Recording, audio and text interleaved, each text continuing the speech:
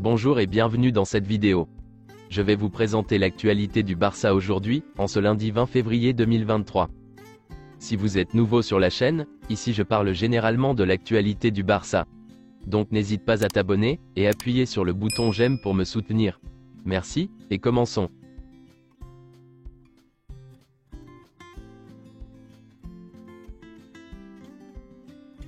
Le Barça affrontait Cadix hier, et malgré un effectif décimé par les blessures, le Barça s'est imposé 2-0 face à Cadix, avec des buts de Sergi Roberto et Robert Lewandowski, et aussi un bon match de Ferran Torres, qui a été élu homme du match.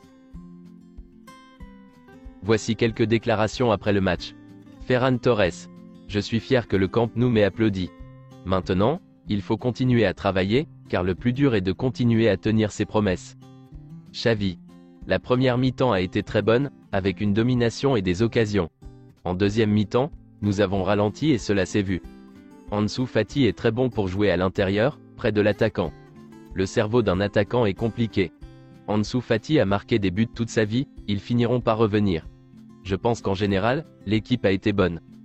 Nous avons eu de la chance de ne pas concéder de buts. Cadix méritait au moins un but. Ils ont eu des occasions nettes, mais Ter Stegen a été extraordinaire. Ferran Torres a fait un grand pas en avant, pour gagner en confiance. Je suis particulièrement heureux pour Ferran Torres. Il travaille toujours pour l'équipe, et se sacrifie. Son attitude est un 10/10. Les gens l'évaluent en fonction de ses buts, de ses dribbles et de ses passes décisives, mais du côté des entraîneurs, nous voyons d'autres choses en lui. Sergi Roberto est un joueur très polyvalent, qui peut jouer à plusieurs postes. C'est un atout pour tout entraîneur. Je suis très content de lui, et heureux qu'il reste avec nous la saison prochaine. Sergi Roberto est l'un des joueurs les plus injustement critiqués que j'ai jamais vu.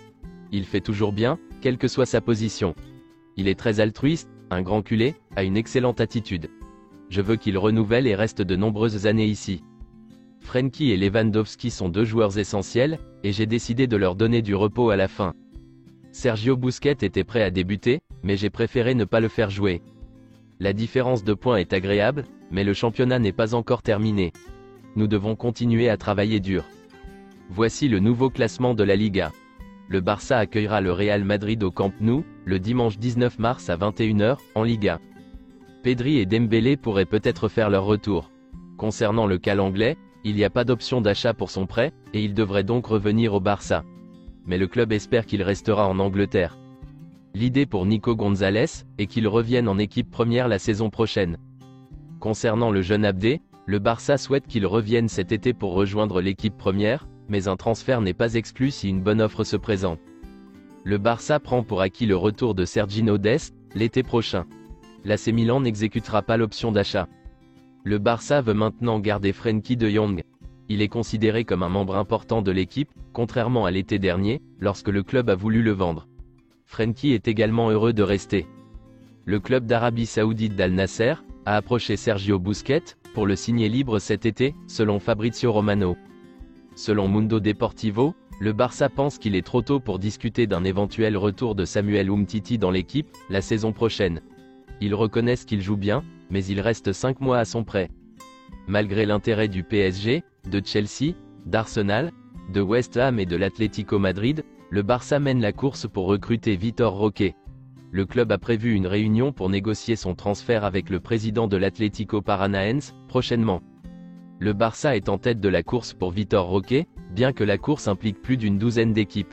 Son agent, André Curie, a déjà rencontré Deco, Almani et Jordi Cruyff à Barcelone, où il a été clairement indiqué que la priorité de Roque était le Barça.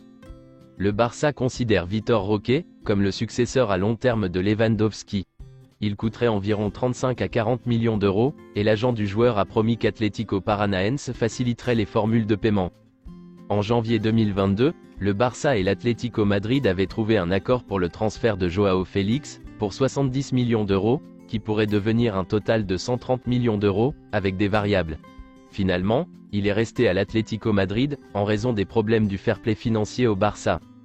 Des sources proches du Barça affirment qu'Ilkay Gundogan est une option très probable pour le club cet été.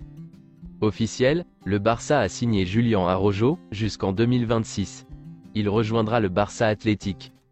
Julián Araujo ne pourra pas jouer cette saison, mais la saison prochaine. Pour ceux qui ne le connaissent pas certainement, C'est un jeune Mexicain de 21 ans, qui dispose aussi de la nationalité américaine, et qui joue au poste de latéral droit. Julián Araujo s'entraînera avec le Barça Athletic pendant environ 2 semaines, pour prendre du rythme avant de rejoindre l'équipe première, où Xavi suivra de près ses progrès, jusqu'à la fin de la saison. C'est tout pour aujourd'hui, et merci d'avoir suivi la vidéo. Mettez un j'aime si la vidéo vous a plu, et n'hésitez pas à vous abonner, pour ne pas manquer les prochaines vidéos. Merci et à bientôt.